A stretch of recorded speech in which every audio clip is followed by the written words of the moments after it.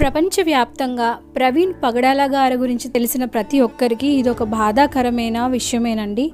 ప్రవీణ్ పగడాల గారు ఇక లేరు అనే మాట వినడంలో ఎంతో కష్టంగా ఉన్న దేవుని సార్వభౌమ చిత్తంలో అంగీకరించాల్సిన పరిస్థితి అండి. ఈరోజు ఉదయం దైవజనులు రాజమండ్రి రాజానగరం ప్రాంతంలో బుల్లెట్ మీద వెళ్తుండగా ప్రమాదవశాత్తు మరణించడం జరిగిందండి. రక్షణ టీవీ ఛానల్లో అదేవిధంగా అనేక వేదికలపై దేవుని గురించి బలంగా వాడబడిన ఒక వారియర్ అండి ఈయన. ఇటువంటి సందర్భంలో ఆయన ఆత్మకి శాంతి కలగాలని, కుటుంబానికి మెండుగా ఆదరణ, ధైర్యం ఆ భగవంతుడు దయచేయాలని, అలాగే ఈ మరణం వెనుక ఉన్న నిజాలను పోలీస్ ఇన్వెస్టిగేషన్ ద్వారా బయటకు తీసుకురావాలని మనస్ఫూర్తిగా మనందరం దేవుణ్ణి ప్రార్థిద్దాం.